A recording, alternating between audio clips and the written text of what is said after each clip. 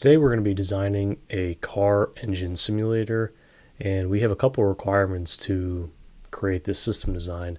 It needs to be able to handle very high throughput data. It needs to handle multiple engines running essentially in parallel. So you can think of this as multiple streams of data, and it needs to be consistent, available, and scalable. And we need to have some form of way to generate reports on the data. So essentially, at any point in time in our stream of data, we need to be able to query against it and extract the appropriate data that we might need. So you can think about those 3 points there. Essentially, they exist in a triangle. So you have availability,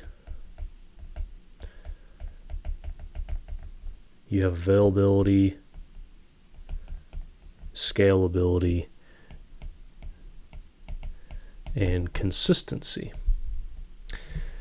Those three exist on a triangle because you can only really, you have to give, whenever you pick two, you start to give up one. So if you move towards, this area here, scalability, availability, you're not going to be as consistent. And if you, for example, choose to be right here, way over for consistency, you're probably going to lose out on some scalability. And so we need to think about this or keep this in mind as we approach our system design, because you can't have it all, right? You have to compromise where you need to compromise, and you have to make accommodations for the data. So if we were to design a system like this here, we need to think about this in terms of what data are we actually going to be handling. So let's think about this in terms of, I'm going to draw a box here, and this is going to represent engine. That's one engine. This is two engine, and this is three engines. So we have three engines essentially running. And if you think about an engine, you have data immediately that comes to mind in terms of RPM, heat, and we'll say MPG. So each of these are going to have these 3 points of data: rotations per minute, heat, and miles per gallon. Or you can think of it as your efficiency of the engine. But I'm trying to make this as broad as possible for the sake of the design. You could really drill into heat quite a bit, and you could get into the piston diameter, the bore of the cylinder, the amount of oil. You can get into a lot of things, but it's not really that pertinent to our system design. So you can think about our design as having these 3 main sources of data. And so with these 3 main sources of data, we have to ask ourselves, how often is the data going to be sent? And this gets into our throughput category. So if we think of an engine, we'll say we're going to deal with, we have we're going to make assumptions about what type of engine we're going to be working with. And I want to say that we're going to be working with two-stroke engines. Two-stroke engines tend to run at about, approximately 6,000 RPM at peak load. If it's full throttle, 6,000. Idle is going to be about half that, generally, depending on how you may have the jets tuned.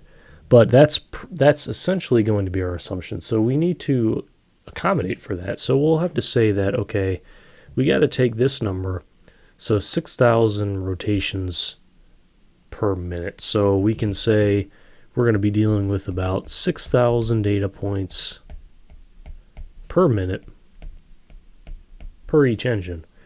So if we take these 6,000, 612, 18, we're going to be dealing with about approximately 18,000 messages per minute. So if we think about, okay, we're going to be dealing with 18,000 messages per minute, a couple things come to mind. This is our base value, meaning we should never expect to drop below 18,000 because I'm launching the system with 3 running engines in parallel. But if I want to be able to scale, which is one of the requirements we have, we need to think about, okay, well, if we add 10 engines, we have to accommodate for all 10 engines running at peak load, and we have to say that it is possible. So let's say we'll say possibilities are that we can exceed a greater amount than 100,000 messages per minute under load, which still is well within reason for a system, certainly.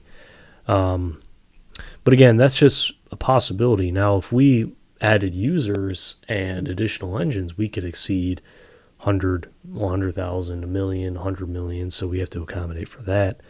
But now we have to say, okay, where in this system here, whoops,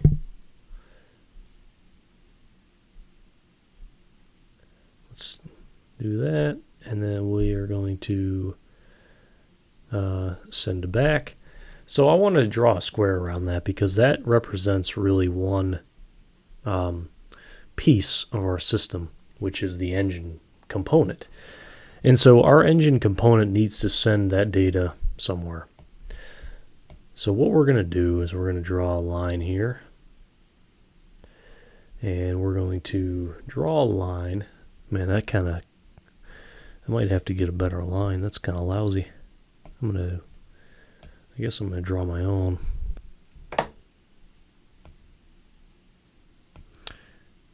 Let's see if we can get, yeah. Okay, do a little brush here.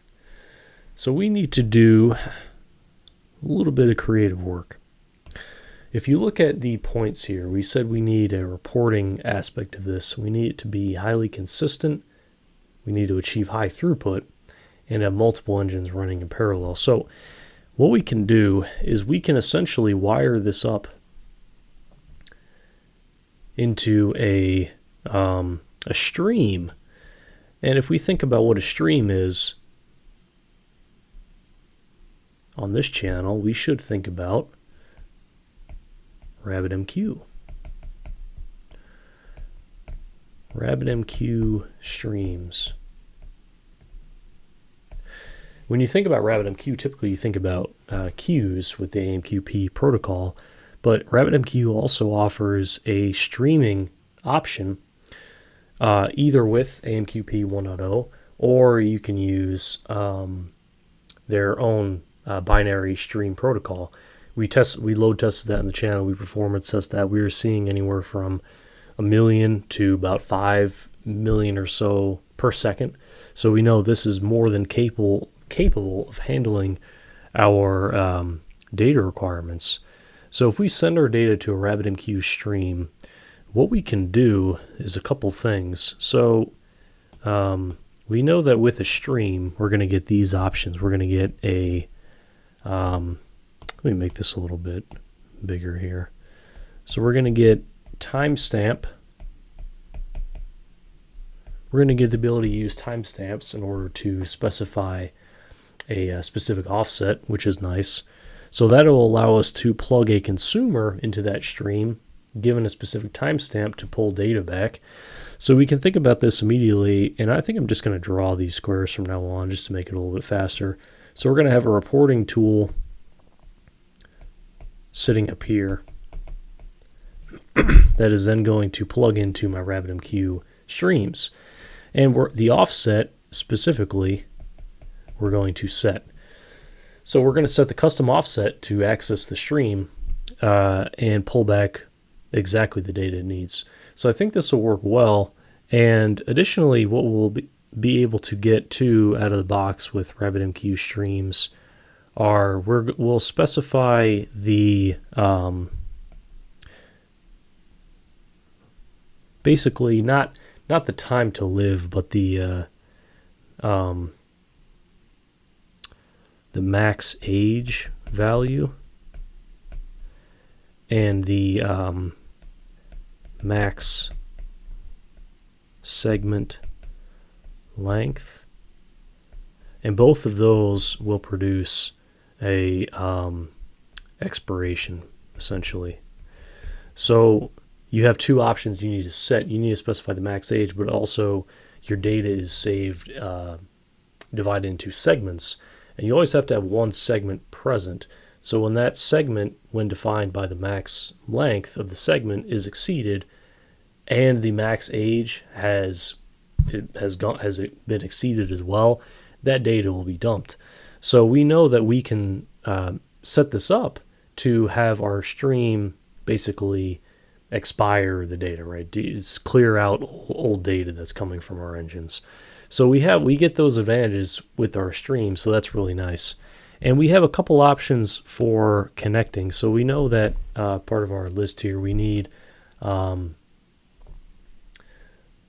we need reporting, availability, consistency.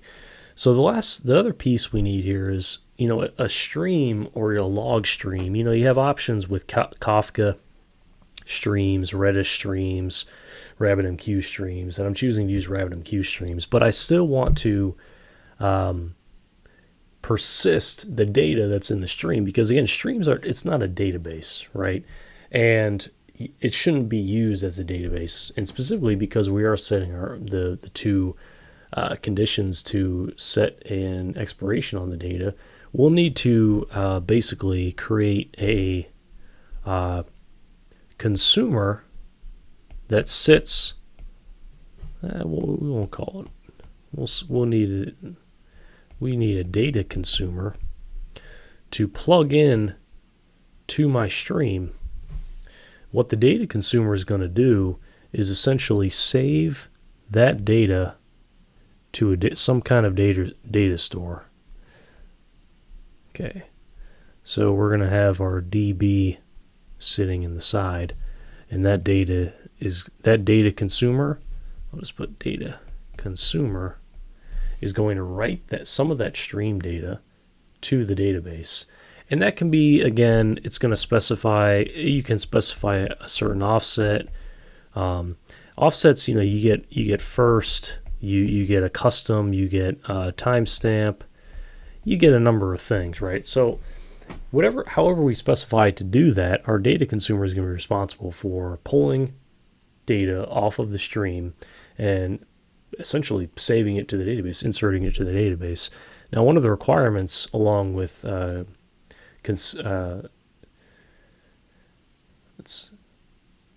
consistency is we need to make sure our database is replicated, but also is available to other consumers of the database, because we have to assume that we're going to have a client down here.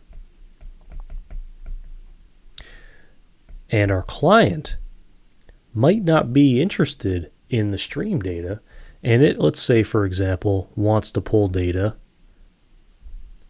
older than 30 days. We know that the stream is going to dump that data after 30 days, but it's going to be persistent to the database. My question is, though, if the database is under load by the data consumer currently saving it, the client might experience some degree of latency. So this gets into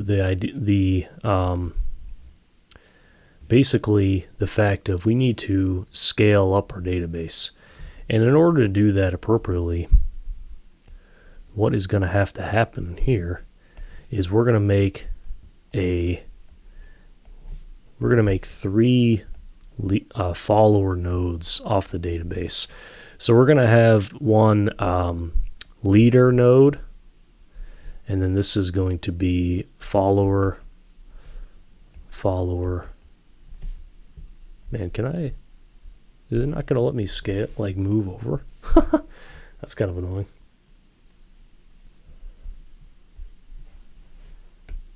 I think I just need to write. Yeah, okay. Follower. So we have 3 follower nodes and 1 leader node.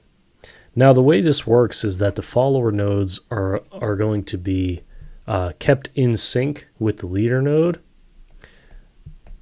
and that is called eventual consistency. Now the leader node is both write and read, but we can designate one or all of the follower nodes to be specifically read-only replicas of the database.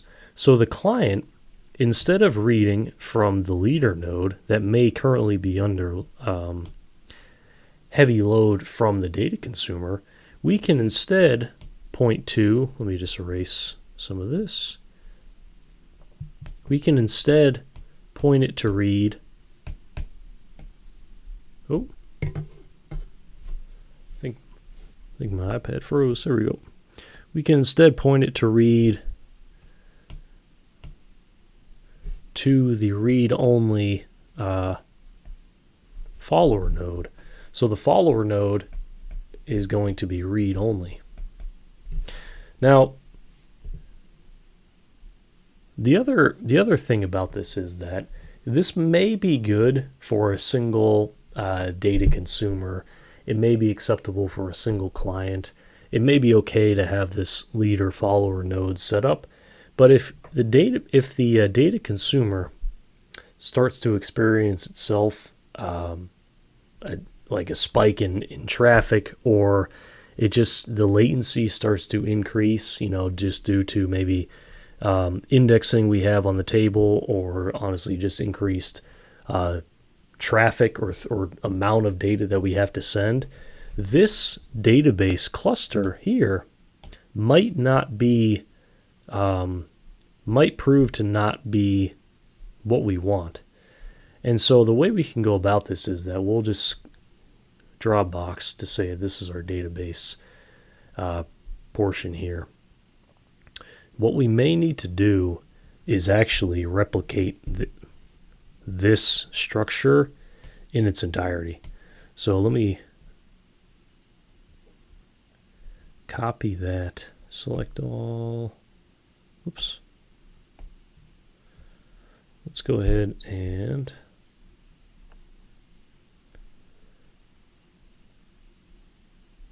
can I copy that?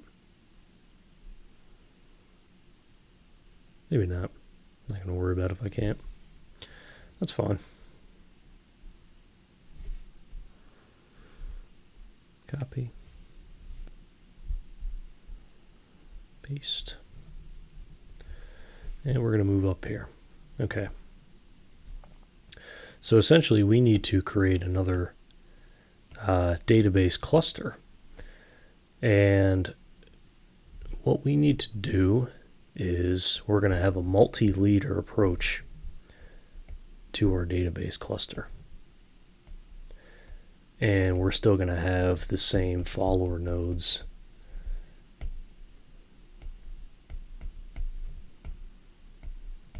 Okay. So we're going to have 3 follower nodes again. But now we have the issue of these 2 leaders need to be in sync with each other. And so that creates the issue of, okay, well, how's this going to work, right? There's different algorithms and there's different ways you can approach this. There's quorum-based. There's just basically copy-based from one leader to the next. But what I want to do is basically, instead of having the data consumer write directly always to one of the leaders, that's going to create basically this hot spot in this leader over here, we want to more evenly distribute the writing to both of the leaders. And that gets into the topic of sharding. And so what we'll need to basically do is implement some kind of hashing strategy for how and what node we write to on the database. So what we can do, there's different options. You can have some kind of key-based hashing. And on the data, let's say that we're sending heat, RPM,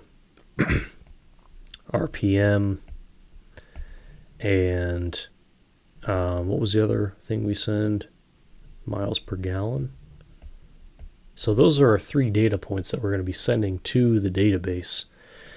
And what we can do, if that represents a row, if we have an ID column, what we can do is we can create a hash on the ID and then have that get sent to the database more evenly. So you can think about this as like a load balancer for the databases. So if you have, let's see, okay, we have 2 leaders, we have 3, actually we're up to 6 follower nodes. All right.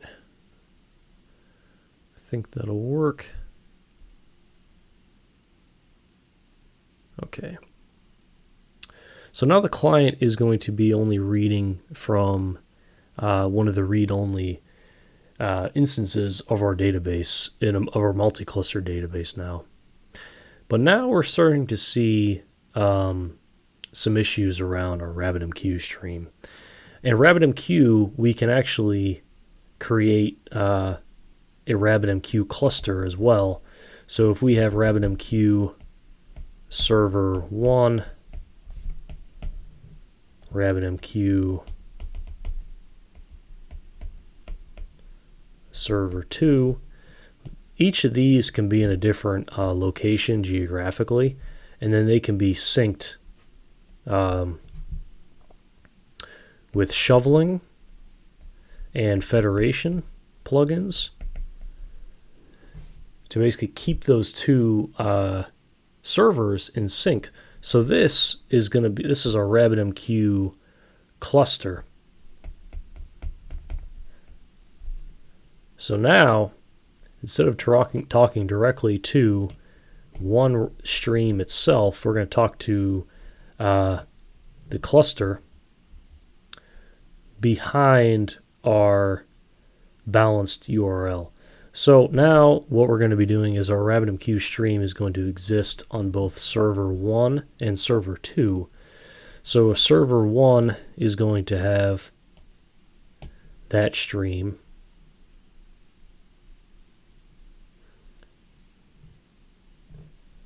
Let's copy that.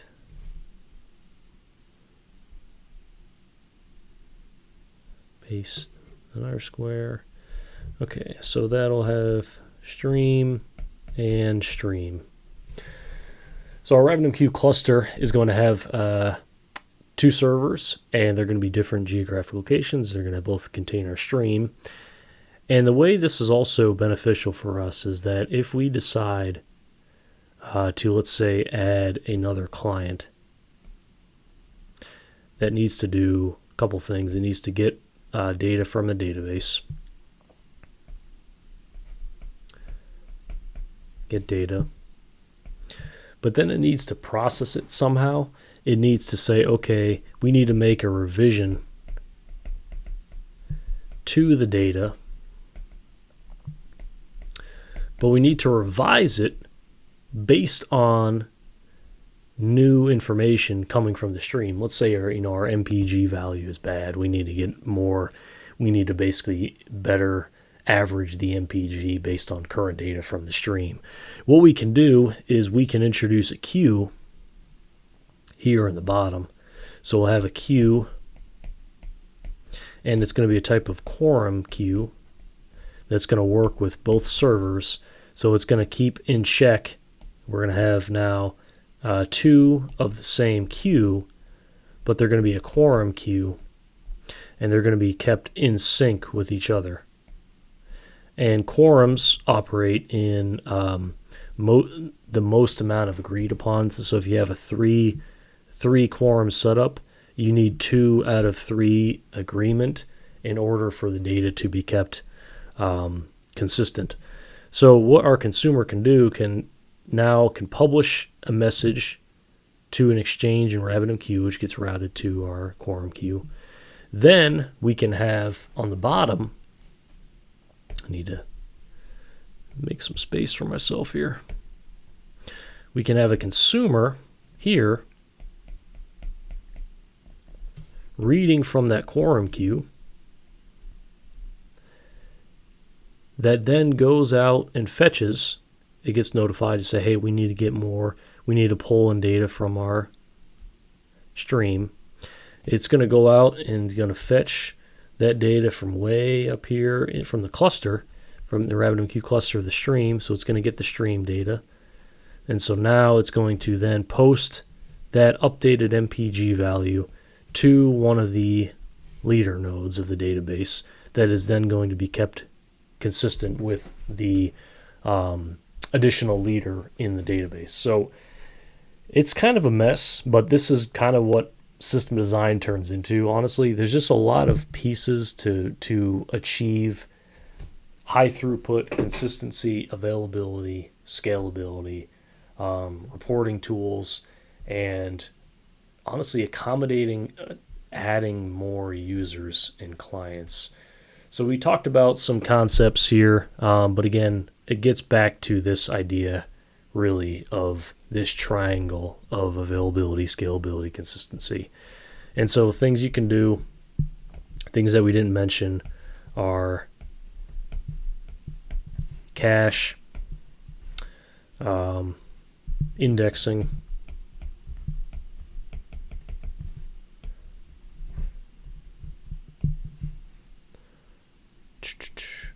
CDNs,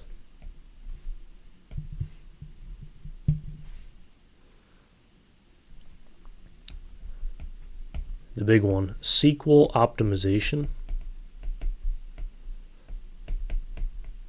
which ties into indexing. The best you want to avoid, if you can, full table scans of the database. But also, it's important that you have your data normalized correctly. But I don't want to just say normalized in the sense that, like, you have all your IDs and lookup tables done accordingly. But what you can, I think it really gets into the debate of row oriented versus column oriented. And those are two debated topics, because column oriented is a unique approach and it offers some serious benefits over row oriented, but it might not be useful for your use case because of potential degraded insert and also filtering time. But again, that gets into some SQL optimization, but you definitely want to make sure you do either your explains, or you may want to choose to do a NoSQL database if you need that. But if we get back to what we've looked at, so we have our engines. It's going to be sent to basically our cluster, RabbitMQ cluster now. We're going to have some reporting tools that are looking at the cluster. We're going to have some data consumers attaching to RabbitMQ streams. We've created our database replication here. We've implemented sharding. We have attached a client to get data from the database, post a message to our quorum queue, have a consumer off that, then goes and fetches from RabbitMQ stream, and we've set that for the data to expire, but it gets persisted to the database. So we've done a lot here, but I think this will allow us to not only have a lot of engines running simultaneously, but it's going to accommodate for potentially millions of data points per second, which is well above our requirement. It's going to allow us to attach consumers not only to the stream, but also to the read-only instances of the database. But I think it sets us up for scaling as well, because we can scale out our database now. We can add nodes to our cluster of a RabbitMQ server, or a cluster of RabbitMQ servers. We can add nodes to our database. We can add potential consumers if we see one consumer is consuming all the messages off the queue. Another optimization to make sure that you set is the proper QoS setting in RabbitMQ, which is your prefetch count. So a prefetch, in our case, when we use a queue here, the consumer, I'm assuming that this is not really a long-running task here, but it could be. But the general rule of thumb is that if you have a long-running consumer, so long-running task, long-running task is equal to QoS of 1, and short-running is equal to just greater than 1. And the reason for that is because if you think about the default RabbitMQ, I believe, is 20. And so if you have a consumer, we'll get into this, if you have a consumer here,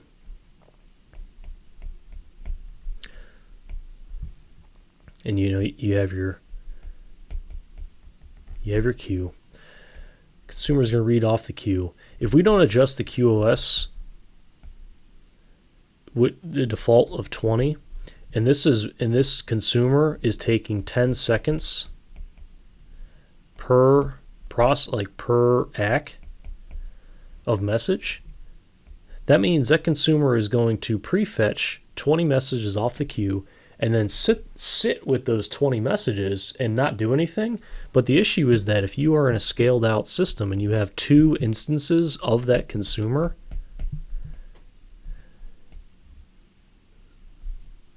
you are not going to take advantage of having multiple instances, because this has already taken 20 of the messages, and then so it just starves out this consumer over here until this is done processing. So you got to make sure that, because if this queue only gets 20 messages at a time, for whatever reason, this consumer 1, instance 1, is going to take them all, and then this consumer over here is going to be left idle to do absolutely nothing. So again, that's like a one-line change in your RabbitMQ configuration, this prefetch count, but it's necessary for you to do that. And so a lot of this, honestly, a lot of system design comes down to configuration more than anything. Obviously, you should use asynchronous code. You should be using, awaiting your tasks. You shouldn't be calling .result in your code, just random things like that. But a lot of it comes down to, how am I hooking into my message broker or my stream? How am I processing the data? What happens if the data fails, which we haven't even gotten into in this at all. It's going to be in our video. But all that to say is there's a lot that goes into it, but there's a lot of theory, and it's not so cut and dry. It really is an art to designing some kind of scalable system. And it takes time. It takes time to think about it and rework and analyze, what works and what doesn't. So that's all I got for today. So thank you all for watching, and I'll see you in the next one.